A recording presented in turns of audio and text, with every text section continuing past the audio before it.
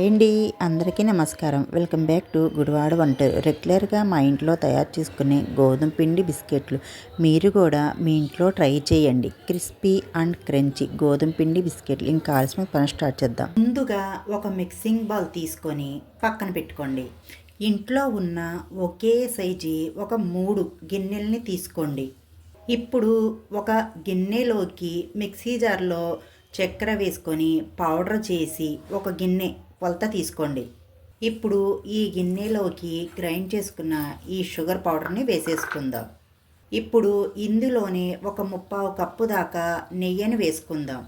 నెయ్యి విషయానికి వస్తే నెయ్యి అనేది మరీ చల్లగా ఉండకూడదు, అలా అని మనం కాచిన నెయ్యిని కూడా వేయకూడదు. నెయ్యి అనేది రూమ్ టెంపరేచర్లో ఉండాలి. ఇప్పుడు విస్కర్తో కానీ స్పూన్తో కానీ బాగా కలపండి. 5 నిమిషాలు బాగా మిక్స్ చేసుకుందాం. మనకి టెక్స్చర్ అనేది క్రీమీ టెక్స్చర్ రావాలి. ఇలా బాగా మిక్స్ చేయడం ద్వారా మన బిస్కెట్లు అనేవి సాఫ్ట్గా క్రంచీగా వస్తాయి. చూడండి, ఇలా బాగా మిక్స్ చేసేసుకోవాలి. ఇలా క్రీమీ టెక్స్చర్ వచ్చేంత వరకు మిక్స్ చేసుకోవాలి. ఇలా క్రీమీ టెక్స్చర్ వచ్చాక ఇప్పుడు మనం 1 కప్పు గోధుమ పిండి ఇలా జల్లెడ పెట్టుకొని ఈ గోధుమ పిండిని ఈ జల్లెడలో వేసేసుకోండి.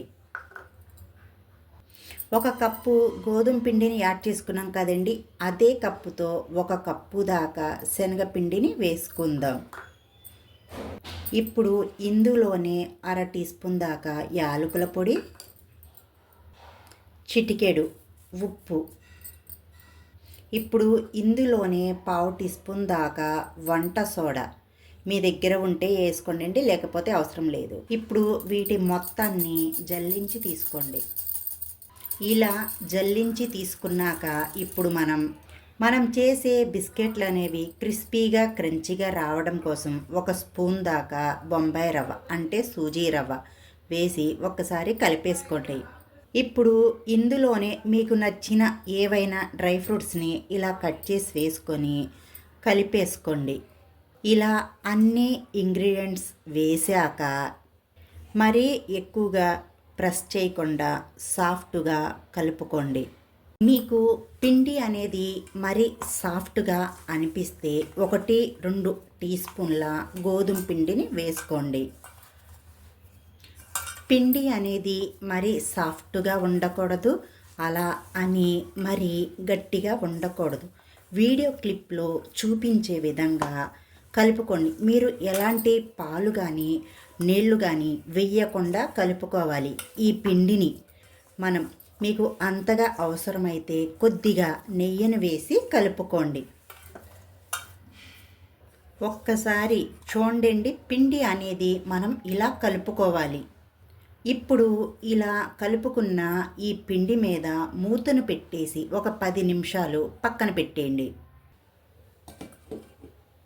ఈ పిండిని పక్కన పెట్టేసాం కదండి. ఇప్పుడు మనం బిస్కెట్లు బేక్ చేసుకోవడం కోసం నేను ఒక దబరా గిన్నెని తీసుకొని మజ్జిగ ఈ విధంగా స్టాండ్ పెట్టుకొని ఇలా ఒక మూతను పెట్టేసి దీని మీద మూతను పెట్టేసుకున్నాం కదండి. ఇప్పుడు మనం స్టవ్ ఆన్ చేసుకొని స్టవ్ మంటను మీడియం ఫ్లేమ్లో పెట్టి 5 నిమిషాల పాటు ఫ్రీ హీట్ చేసుకోండి. పక్కన బిస్కెట్లు చెయ్యడానికి ఒక స్టీల్ ప్లేటును కానీ లేకపోతే ఇలా కేక్ బేక్ చేసుకునే టిన్ ఉంటుంది కాదండి, దాన్నైనా ఈ రెండిట్లో ఏదో ఒకటి తీసుకోండి.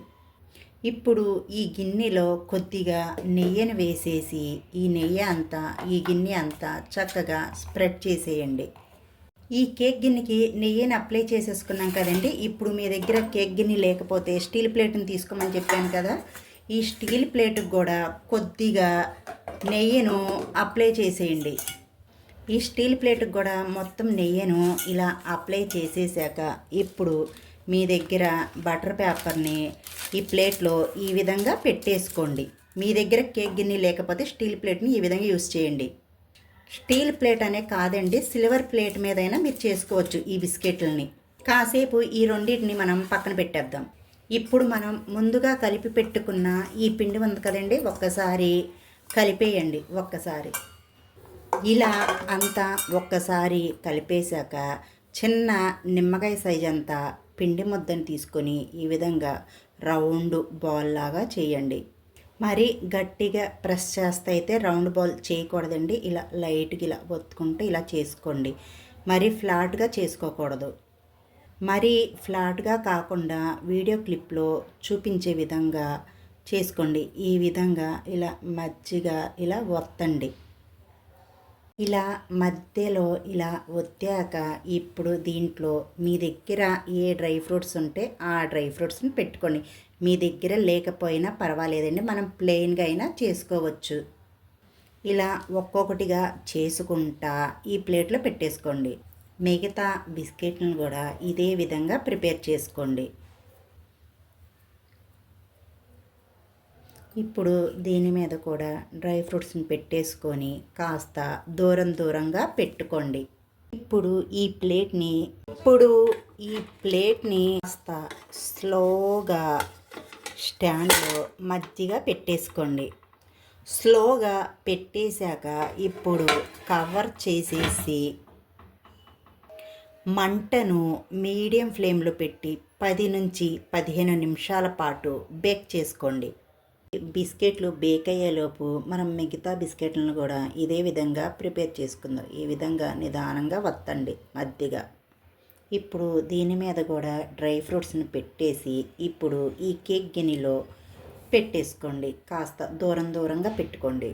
ఇలా చేసి రెడీగా పక్కన పెట్టుకోండి. బిస్కెట్లు అనేవి 15 నిమిషాల తర్వాత చక్కగా బేక్ అయిపోయాయి. ఇప్పుడు మనం ఈ ప్లేట్ని నిదానంగా తీసేసుకుందాం. కాస్త జాగ్రత్తగా తీసుకోండి.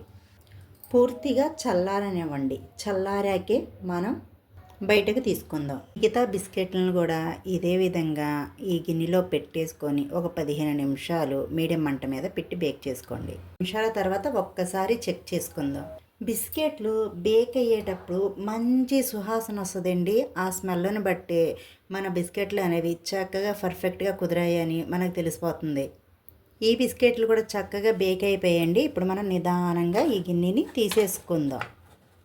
పూర్తిగా చల్లారిపోయాయి కదండి. ఈ బిస్కెట్లని ఒక్కొక్కటిగా ఈ ప్లేట్లో పెట్టేయండి. రెగ్యులర్గా మా ఇంట్లో తయారు చేసుకునే గోధుమ పిండి బిస్కెట్లు రెడీ. మీకు కనుక రెసిపీ వీడియో నచ్చినట్టయితే మా వీడియోకి ఒక మంచి లైక్ ఇచ్చి మీ ఇంట్లో ట్రై చేసి ఎలా కుదిరిందో కామెంట్ సెక్షన్లో కామెంట్ చేయండి. ఇలాంటి మంచి రెసిపీ వీడియోస్ కోసం మా ఛానల్ని సబ్స్క్రైబ్ చేసుకోండి. పక్కనున్న గంట సింబల్ని యాక్టివేట్ చేసుకోండి. Bye friends, thank you for watching.